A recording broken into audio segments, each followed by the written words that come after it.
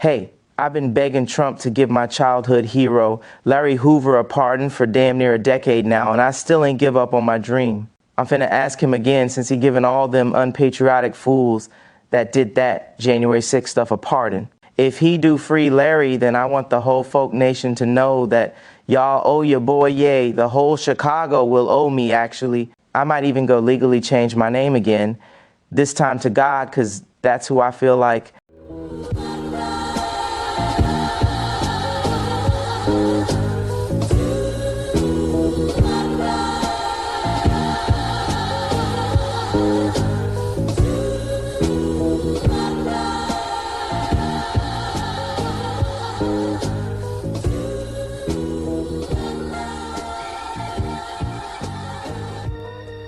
Alright, you kids get to bed, I get the storybook. Gangster Government, Trump pardons Larry Hoover. In October of 2018, hip-hop's mover and shaker, Kanye West jolted awake from his turbulent sleep, drenched in sweat, his heart pounding like local Tennessee high school bass drummer at the Macy's Thanksgiving Day Parade in New York City.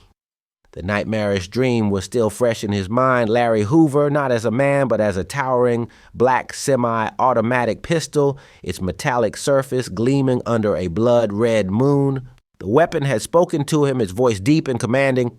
"You gotta free me, Kanye," it had said, echoing through his subconscious like a prophecy. He sat up in bed trying to shake the vision, the weight of it, the intensity. It felt more than just a dream. He pulled out his phone and started typing notes, already piecing together a plan. He had to get to Trump. He had to make this happen.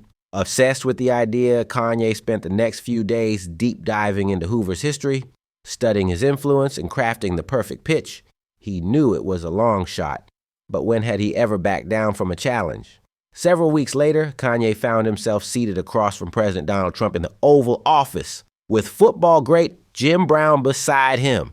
Wearing a red MAGA hat, he leaned forward, hands animated, eyes wide with conviction, an hour into their conversation. "So there's this man, Larry Hoover. He's a legend, but the system buried him," Kanye began. "If you free him, it would be..." Trump, arms crossed, squinted. "Who's Larry Hoover?" Kanye blinked. "You don't know who Larry Hoover is?" He's like, "My childhood idol, even though I ain't never run the streets on some gangsta-ish." Trump shook his head. "Does he build hotels? Is he a billionaire?" Kanye sighed. "He's the founder of the Gangster Disciples." "Oh, a gang guy," Trump said, nodding. "Look, Kanye, I like you. In fact, I like you a lot, but I don't know if I can pardon a gang guy. This is my first term, and if I expect to get a second one in 2020, I just can't do this. Bad optics. Not good for the base." Kanye's heart sank. He had expected resistance, but he wasn't giving up.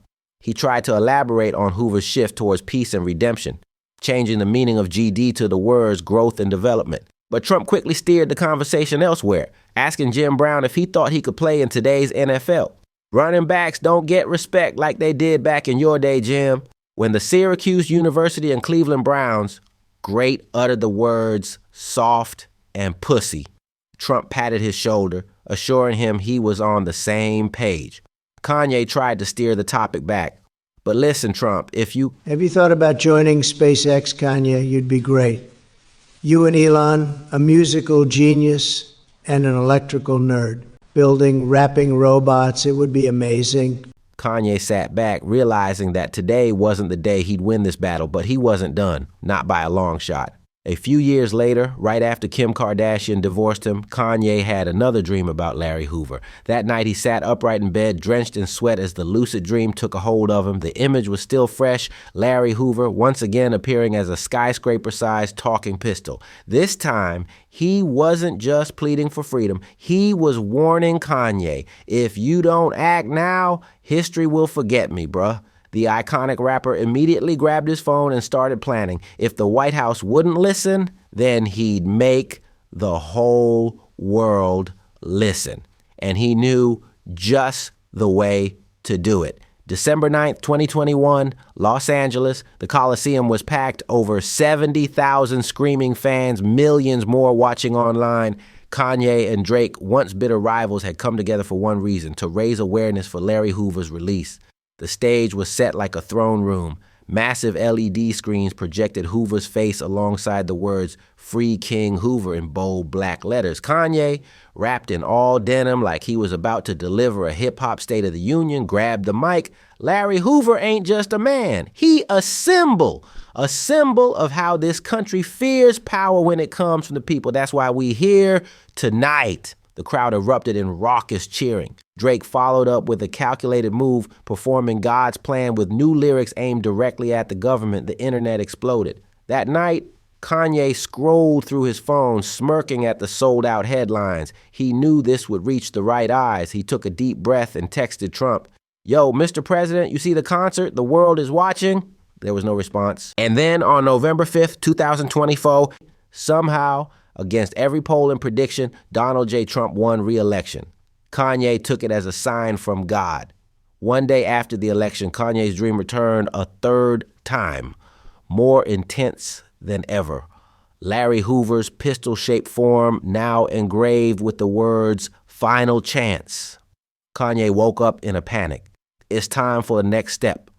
Kanye secured a dinner meeting with Trump at Mar-a-Lago. He arrived in a custom-made Free Hoover blazer, walking in like he was about to close the biggest deal of his life. Talking over steaks and Diet Cokes, Kanye laid it out once again. "You need me, Don. You need me, Don. Black America watching. You signed that Larry Hoover pardon and you got loyalty for life." Trump wiped his mouth, leaned back and smirked. "That's big talk, Kanye." The confident rapper pulled out his phone, ready for the closer. "Look at this." He played clips of the Free Larry Hoover concert from back in 2021. The packed stadium, the roaring chants, millions of views on social media. Trump stared at the screen, then at Kanye. The gears started turning. He saw the numbers. "All right," Trump finally said, "let's make history." The next morning, Kanye dropped the news on X. "Y'all ain't gonna believe this, but believe it. Trump signed the pardon. Larry Hoover coming home. Hashtag Free Hoover." Within seconds, social media exploded. X, formerly Twitter, crashed twice. Instagram Live became a war zone. Celebration posts, conspiracy theories, and outraged think pieces fighting for dominance. A TikTok trend emerged immediately. Teens mimicking Larry Hoover's infamous 1993 interview, dressed in oversized suits, pacing back and forth like it was a courtroom drama. In the streets of Chicago, Detroit, Memphis, Atlanta, New York, and everywhere in between, Gangster Disciples flooded the blocks in mass celebration. Incarcerated GDs got lit in their dorms and cell blocks as the news hit the prisons. Graffiti murals of Hoover appeared overnight, painted on abandoned buildings and liquor stores. Motorcycles and dirt bikes flooded major streets, popping wheelies in tribute. Firearm fireworks lit up the night, turning the streets of Chicago into a scene. Sorry, folks, quick commercial break. Y'all need to get these new Yeezy BLO ones when they drop. The internet capping too, talking about they $20. I wouldn't take a shit in an empty mayonnaise jar and sell it for $20. I'm yay. My turd's worth at least $300 easy. Anyway, y'all need to show some love and smash that like button, then hit the subscribe button too so y'all can be notified when another one of these crazy ass GK David movie stories drop. And if y'all ain't read GK's book called The Continuance yet, hit the Amazon link in the description and get that. It's the first and only fictional book about the thug legend Tupac surviving that bullshit drive-by in Vegas and going on to become the president. He ain't got no audiobook version yet, just the print and ebook versions, but it's a damn good book, so check it out. All right, now back to this story about King Hoover. To some, it was the return of a legend. To others, it was the beginning of chaos. Inside the FBI's organized crime division, computer screens flashed as agents monitored the social media wildfire. "This is a freaking nightmare." Special Agent Vladimir Feldman from YouTube's Vlad TV muttered, scrolling through celebratory posts. Alpo Martinez, Rayful Edmond, Big Meech, and now Larry Hoover. Are we just letting everybody out? I'm going to get his ass on my show and try to incriminate him so we can lock him back up for another 50 years. He should be dead by then. Politicians took to news stations, barely containing their fury. Senator Graham, a Republican from South Carolina, said, "This is the most reckless pardon in American history. What has our president done?" An MSNBC host asked, "What message does this send?" That crime is rewarded. That organized gang leaders can just walk free. A Fox News anchor muttered, "First they let out rappers, now they're letting out actual gangsters. What's next? El Chapo getting a Netflix deal?" Meanwhile, inside the Chicago Police Department, an emergency meeting took place. "Sir," an officer reported, "we've got parades in Inglewood, South Shore, and Lawndale. They're chanting, 'Hoover's home.' They're treating this like it's the Super Bowl," the commander grumbled, rubbing his temples. A lieutenant turned to the screen where live footage showed thousands of gangsters flooding the streets. "Sir," he said, "I think this might be bigger than the Super Bowl." Larry Hoover hadn't felt fresh air in decades. As the gates of ADX Florence slid open, he stepped forward, squinting at the sunlight like he had just emerged from another planet. "Welcome back to Earth, Chairman." A fleet of black Cadillac SUVs were waiting. Inside, the highest-ranking GDs from across the country sat in silence, watching their leader take his first steps into freedom in over a half a century. When he slid into the back seat, Big Dre, a national board member from Harvey, Illinois, turned to him. "You home now, Mr. Chairman." Hoover nodded, his expression unreadable.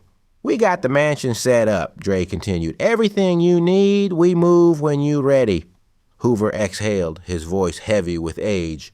"We move different now, young man." When Hoover touched down in Chicago, after the 4-hour flight on a GD chartered private, wasn't just a homecoming, it was history. The streets of Chirac had never seen anything like it. Thousands of Gangster Disciples lined the sidewalks, throwing up rakes and forks, waving banners that read growth and development. Some of them were capping their ass off and wasn't really affiliated, but it felt good to act like they were at that moment. The WGN news helicopters overhead couldn't even capture the full scale. It was a movement, a revolution, a coronation, and in the midst of it all, 74-year-old Larry Hoover sat silently in the back of his SUV, staring out the window at the city he had left behind a lifetime ago. Something in his face was unreadable. To his followers, he was returning to reclaim his throne, but inside his mind, something had changed. The younger generation had different plans, though. They had grown up on drill music, on savagery, on a different type of war. To them, Larry Hoover was a relic, an old man talking about corporations and growth and development while they were out in the trenches dying for clout and respect, which they worked hard to get. Regardless of whether this old grandpa started the gang or not, they were still going to do their young nigga crash out stuff whether he liked it or not. The first sign of rebellion came during Hoover's first public speech. A week after his release, he held a huge rally at Jackson Park on the south side of the city. Over 62,000 GDs gathered in unity as Hoover mandated that every disciple in America must attend the rally, which he named Gangster Party, after the song by the son of his good friend Afeni Shakur, whom he met back in the late 1960s on an excursion to New York City to buy some weight to bring back to Chi-Town. Another 8,000 GDs watched from prisons across America, contraband cell phones lighting up the cell blocks. Hoover stepped onto the makeshift stage set up in the center of the huge public park, megaphone in hand. "This ain't about what we used to be," he declared. "This about what we will be." The OGs cheered, thinking about all of the young lives lost to gang violence. The YNs wasn't having it, though. The first water bottle flew, then another, then a rock, all coming from the section where a cluster of Gen Z gangsters huddled, mean-mugging Chairman Hoover and all of the soft-ass changes he was talking about implementing into their gang.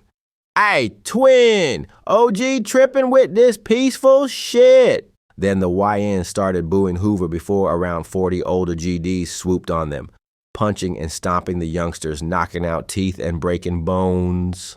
The older GDs turned, eyes burning with fury. "Get 'em out of here," Big Dre growled. Within minutes, the rebels were thrown out of the park and out of the organization in a whole, but they weren't finished. Within weeks, they formed their own movement. They called themselves the Real GDs, a faction that rejected Hoover's message of peace, a faction that wanted war with they ops no matter who it was. The first bodies dropped within hours. Chicago became a battlefield for the moment. The streets split between Hoover's followers and the Real GDs. Old GDs preaching peace, young GDs pushing war, generations colliding like tectonic plates. The older GDs received permission of Hoover to wipe the YN's noses for being disrespectful, and that's just what they did. The death toll climbed in the city mainly due to YNs being under the influence and thinking they were invincible, which in turn caused the OGs to have to do them in the worst way. But after taking most of the real GDs off of the face of the earth, things began to quiet back down. 6 months after Hoover's release, the results started to reveal themselves and were undeniable. Chicago's crime rate dropped by 70%, not because of the police, not because of politicians, but because Larry Hoover's Gangster Disciples, who had taken their city back by killing off most of the YNs in the real GD set and establishing peace in the streets.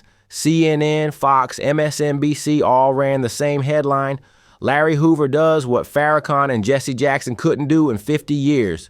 Stabilize the Chicago streets. It should have been a victory, but deep in the shadows, the real GDs were recuperating and preparing for round 2 of their civil war, or at least what was left of them, and Hoover's peace wouldn't last forever. Now, I hope y'all like this dope-ass story, and y'all see that G.K. David movie stories left and out for it to continue. So if y'all want to see a part 2 where the real GDs go to war with King Hoover's GDs, then type hell yeah in the comments.